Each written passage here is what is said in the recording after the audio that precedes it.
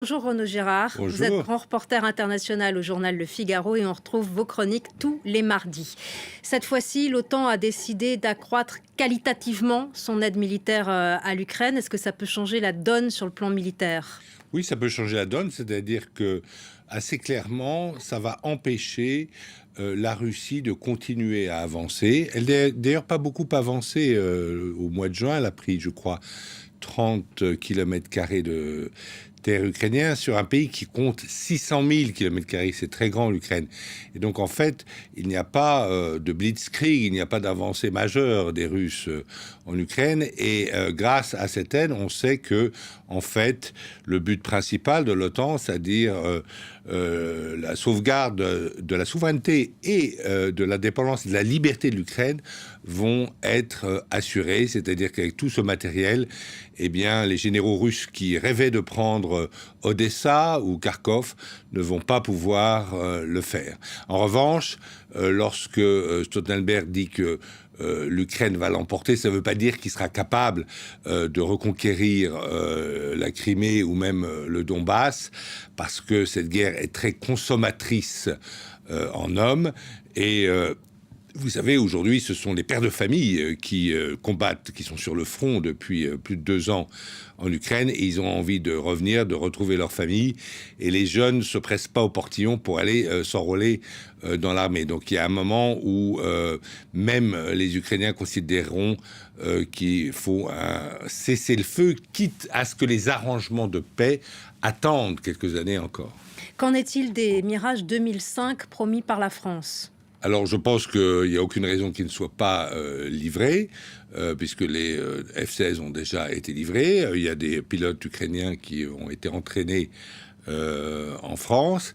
Ça permettra aux Ukrainiens de reconquérir leur ciel et d'empêcher les avions russes de lancer des bombes volantes, ou en tout cas ça compliquera la tâche des Russes de lancer des bombes volantes sur différents objectifs stratégiques ukrainiens, notamment Les hôpitaux? Alors les hôpitaux, là on ne sait pas, parce que l'hôpital pour enfants, il y a la version ukrainienne qui dit que c'était délibéré, il y a la version russe qui dit que c'était un missile antimissile qui a mal fonctionné. Donc il faudrait une enquête internationale indépendante, parce que on a déjà eu des exemples de missiles ukrainiens qui avaient dévié de leur ligne. Mais en revanche, ce qui est certain, c'est que vous avez une politique russe de destruction des infrastructures énergétiques de l'Ukraine, comme d'ailleurs vous avez une stratégie ukrainienne avec des drones de destruction des raffineries en Russie. Ce sommet a réaffirmé la perspective d'une adhésion de l'Ukraine à l'alliance militaire de l'OTAN. Mais ça, c'est une ligne rouge, non, pour Vladimir Poutine? Alors, le problème déjà, c'est est-ce que les pays de l'OTAN y sont favorables? Dans ce sommet, je n'ai pas entendu les États-Unis d'Amérique, qui sont évidemment le leader de l'OTAN, dire qu'ils étaient prêts à intégrer l'Ukraine dans l'OTAN. En revanche, il y a des institutions qui ont dit, les institutions européennes ont dit qu'ils étaient prêts, qu'ils ont ouvert d'ailleurs des négociations avec l'Ukraine, c'est un processus assez long, d'intégration de l'Ukraine dans l'Union européenne. Et dans le traité de Lisbonne, il y a un article qui prévoit des aides défensives mutuelles, un peu comme dans l'OTAN. Mais à ma connaissance, le gouvernement allemand et le gouvernement américain n'ont pas changé de position pour le moment. Ils ne veulent pas de l'Ukraine dans l'OTAN. Et c'est effectivement une position, ils vont peut-être garder ça jusqu'aux négociations finales avec la Russie, parce que c'est peut-être quelque chose que réclamera la Russie, c'est-à-dire non-intégration de l'Ukraine dans l'OTAN. Évidemment que les Ukrainiens demanderont par ailleurs des garanties de sécurité. Mais tout ça, donc les gens gardent leurs cartes, si vous voulez, pour les négociations. Il y a toujours un moment où il y a des négociations de cessez-le-feu puis de paix. Le président turc Erdogan, il a déjà mis en garde les pays occidentaux d'une logique d'escalade susceptible non seulement de prolonger la guerre, mais même de l'étendre. Oui, enfin, de l'étendre aujourd'hui, c'est pas l'Iran qui va... L'Iran, alors, il y a un axe, si vous voulez, entre la Russie, l'Iran et la Chine, un axe des autocraties.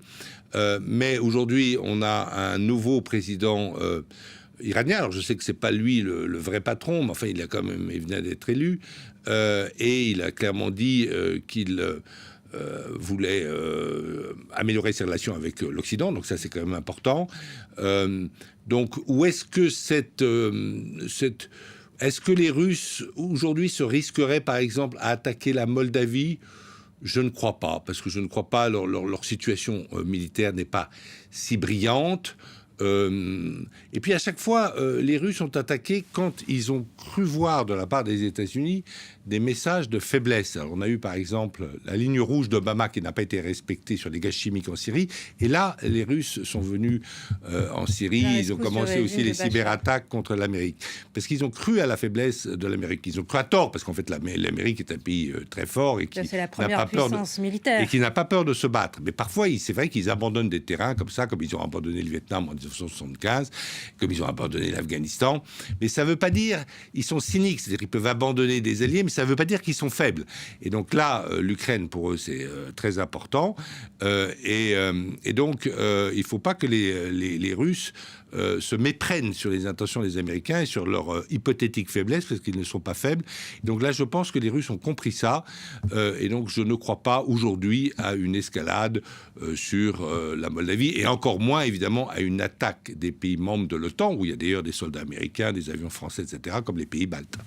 Rapidement, la Chine est accusée par l'OTAN d'une aide active à la Russie dans sa guerre contre l'Ukraine. Cette accusation a été aussitôt démentie par Pékin.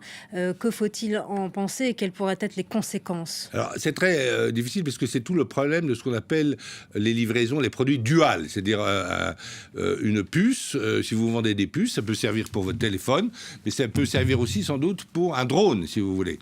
Et donc, je crois que les Chinois ne se risquent pas à livrer du matériel chinois estampillé, si vous voulez, des missiles, mais des composants duals, oui, ils continuent. Et évidemment, la Chine est devenue le premier fournisseur, et de loin, de produits manufacturés de toutes sortes et de machines-outils à la Russie. Et je ne crois pas que les Chinois vont se retirer. Je ne vois pas Xi Jinping céder à un ultimatum occidental. Merci beaucoup, Renaud Girard, pour votre décryptage de la situation. Merci à vous.